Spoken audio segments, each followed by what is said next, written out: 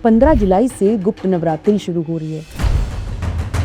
कोई इन्हें बेहद शक्तिशाली कहता है, कोई इन्हें रहस्यमय कहता है, कुछ लोग इनका नाम भी लेने से घबराते हैं।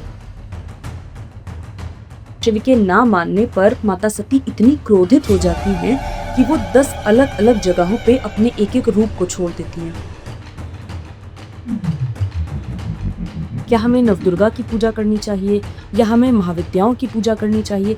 आज इस वीडियो में मैं आपकी इन सभी गलतफहमियों को दूर करूंगी। 15 जुलाई से गुप्त नवरात्रि शुरू हो रही है।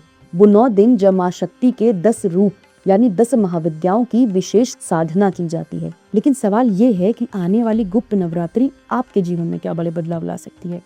और एक सबसे बड़ी बात, लोगों को ऐसा लगता है कि गुप्त नवरात्रि सिर्फ साधकों और तांत्रिकों के लिए ही है। आपने माँ तारा, माँ काली, माँ भुवनेश्वरी, माँ छिन्नमस्ता ऐसी महाविद्याओं के नाम जरूर सुने होंगे और शायद इनके बारे में कुछ बातें भी सुनी होंगी। कोई इन्हें बेहद शक्तिशाली कहता है, कोई इन्हें रहस्यमय कहता है, कुछ लोग इनका नाम भी लेने से घबराते हैं। साल में 2 बार ऐसा समय आता है जब इन्हीं महाविद्याओं की उपासना का विशेष महत्व बताया जाता है। इसी अवधि को हम गुप्त नवरात्रि कहते हैं। अच्छा, अब ज्यादातर लोग सोचते हैं कि गुप्त नवरात्रि तो खाली तांत्रिकों के लिए ही है, साधकों के लिए ही है, हम तो गृहस्थ हैं, हमें इस दौरान किसकी पूजा करनी चाहिए? क्या हमें नवदुर्गा की पूजा करनी चाहिए या हमें महाविद्याओं की पूजा करनी चाहिए? और अगर करनी चाहिए तो कैसे करनी चाहिए? आज इस वीडियो में मैं आपकी इन सभी गलतफहमियों को दूर करूंगी।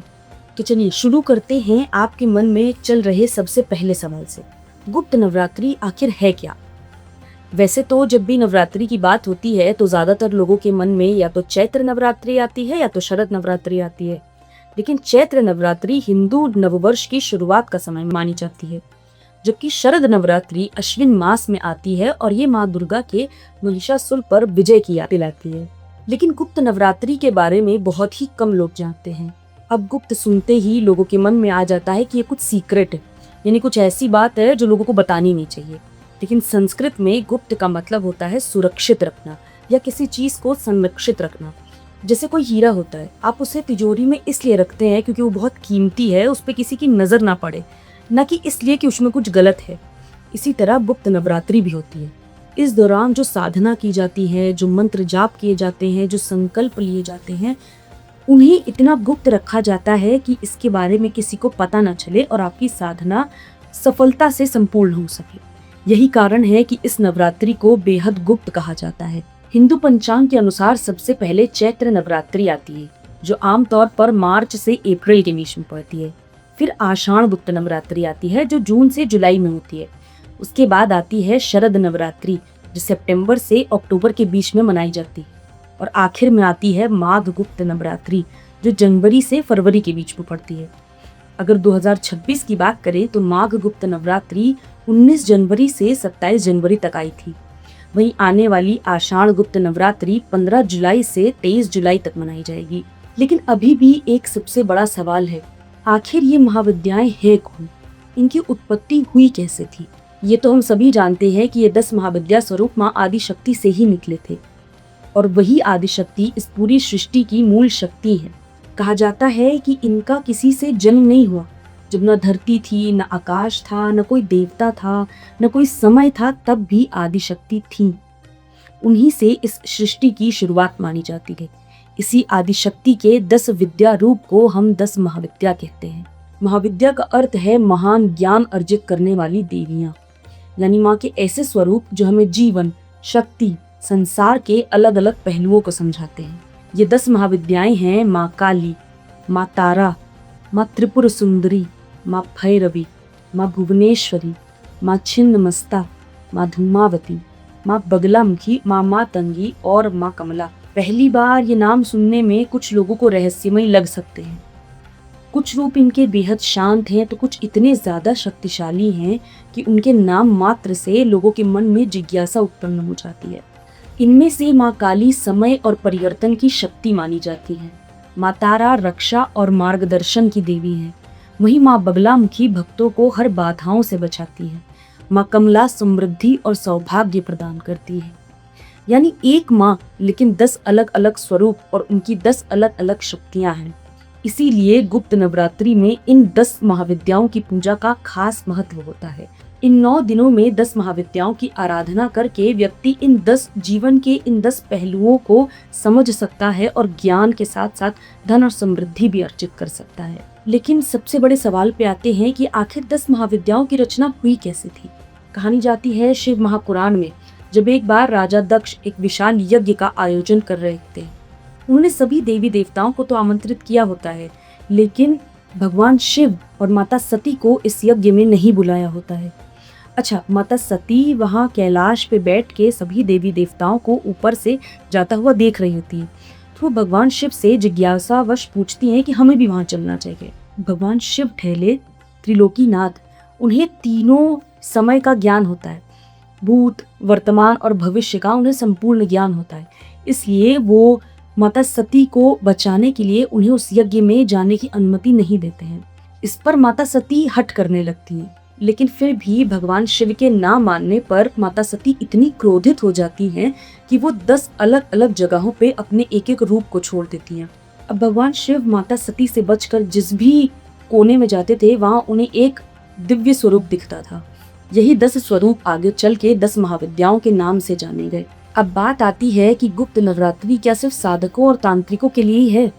नहीं, सच ये है कि गुप्त नवरात्रि माँ के हर भक्त के लिए है। हाँ, कुछ शाक्त परंपराओं में इन 9 दिनों को विशेष साधना के लिए महत्वपूर्ण अवश्य बताया जाता है, लेकिन इसका ये मतलब नहीं है कि सामान्य भक्त इसे नहीं मना सकते और इसका लाभ नहीं पा सकते।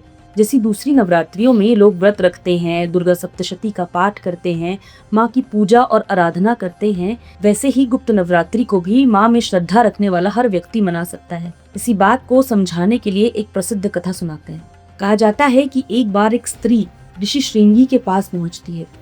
उसका जीवन कठिनाइयों से ही भरा हुआ होता है। वो ऋषि श्रृंगी से पूछती है कि उसके जीवन में भी क्या कभी सुख और शांति आ सकती है। तब ऋषि श्रृंगी उस स्त्री को गुप्त नवरात्रि का व्रत और माँ की उपासना करने का मार्ग बताते हैं। कथा के अनुसार वो स्त्री पूरी श्रद्धा से 9 दिनों तक देवी की आराधना करती है और धीरे धीरे उसके जीवन में सकारात्मक परिवर्तन आने लगते हैं। इस कथा का संदेश सीधा है कि गुप्त नवरात्रि किसी एक वर्ग, जाति या विशेष साधक के लिए नहीं है। माँ की आराधना श्रद्धा से की जाए, यही सबसे महत्वपूर्ण माना गया है। ये सवाल बहुत लोगों के मन में आता है, आखिर जब गुप्त नवरात्रि में 10 महाविद्याओं की इतनी बात होती है, तो क्या इन 9 दिनों में भी सिर्फ महाविद्याओं की ही पूजा करनी चाहिए?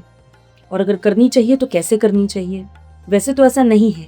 गुप्त नवरात्रि में ज्यादातर लोग माँ दुर्गा और नवदुर्गा स्वरूप की ही पूजा करते हैं, व्रत रखते हैं, पाठ करते हैं, मंत्र जाप करते हैं और माँ से मनोवांछित फलों की कामना करते हैं, बिल्कुल दूसरी नवरात्रियों की ही तरह।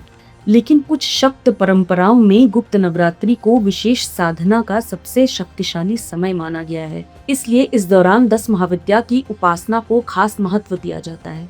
अब एक बात समझते हैं, महाविद्याओं की साधना केवल ज्ञानी पुरुष ही कर सकते हैं। गृहस्थ व्यक्ति को महाविद्या साधना करने की सलाह नहीं ली जाती है। अगर किसी व्यक्ति को इन महाविद्याओं की पूजा करनी भी है तो उसे किसी योग्य मार्गदर्शन में ही इसे करना चाहिए।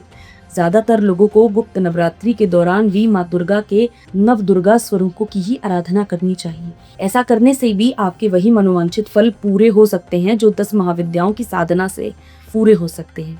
लेकिन क्योंकि 10 महाविद्याओं की साधना में गलती की कोई गुंजाइश नहीं होती, इसलिए उसे वही साधक कर सकते हैं जिसने इसमें दीक्षा ली हो। इस दौरान कुछ चीजों से बचने की सलाह भी दी जाती है, जैसे नशा, तामसिक भोजन, अनावश्यक झगड़ा और क्रोध। कई परंपराओं में चमड़े की वस्तुओं का प्रयोग भी करने से मना किया जाता है। बालों और नाखूनों को काटने की भी मनाही बताई गई है। और जैसे कि मैंने पहले ही बताया था, आप जब संकल्प या विशेष साधना का प्रदर्शन ना करने की परंपरा भी गुप्त नवरात्रि से ही जुड़ी हुई मानी गई है। मान्यता है कि श्रद्धा और अनुशासन के साथ की गई उपासना से माँ शक्ति के आशीर्वाद प्राप्त हो सकते हैं।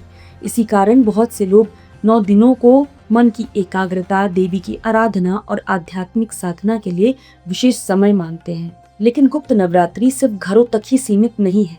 भारत में कुछ ऐसे मंदिर और कुछ ऐसे शक्तिपीठ भी हैं जहां इसकी परंपरा आज भी विशेष रूप से जीवित है। इनमें सबसे प्रसिद्ध नाम आता है असम के कामाख्या शक्तिपीठ का, जिसे शक्ति उपासना के सबसे महत्वपूर्ण केंद्रों में से एक माना जाता है। गुप्त नवरात्रि के दौरान यहाँ देवी की साधना और विशेष पूजा का महत्व और भी ज्यादा बढ़ जाता है। इसके अलावा पश्चिम बंगाल के तारापीठ में माँ तारा की उपासना की जाती है। विंध्यवासिनी धाम में माँ विंध्यवासिनी की पूजा की जाती है और हिमाचल के नैना देवी, ज्वाला देवी और चामुंडा देवी जैसे शक्तिपीठों में भी नवरात्रि के समय विशेष श्रद्धा देखने को मिलती है। माँ बगलामुखी से जुड़े पीठ भी शक्ति आराधना की परंपराओं में विशेष स्थान रखते हैं। इन सभी मंदिरों की पूजा पद्धति अलग हो सकती है, लेकिन भाव हमेशा एक ही होता है, माँ शक्ति की आराधना। और यही बात हमें गुप्त नवरात्रि की सबसे बड़ी सीख देकर जाती है। गुप्त नवरात्रि में भी सप्तमी, अष्टमी और नवमी को सबसे महत्वपूर्ण तिथियों का स्थान दिया गया है। इन पवित्र दिनों में भक्त माँ को पूजा, चढ़ावा और प्रार्थना समर्पित करके अपने परिवार की सुख शांति, रक्षा और समृद्धि की कामना करते हैं। अष्टमी तिथि को देवी उपासना के लिए अत्यंत शुभ माना गया है, इसलिए इस दिन माँ के चरणों में श्रद्धा अर्पित करना विशेष फलदायी माना गया है। भक्त माँ से अपने जीवन में शक्ति, साहस और मंगल की प्रार्थना करते हैं। अगर आपको गुप्त नवरात्रि की ये जानकारियाँ अच्छी लगी हो तो हमें कमेंट्स में बताइएगा और इस पेज को सब्सक्राइब कर लीजिएगा। आप और किस देवी देवता या किसी पर्टिकुलर तिथि से जुड़ी जानकारी चाहते हैं वो भी हमें कमेंट्स में ज़रूर बताइएगा। हर हर महादेव।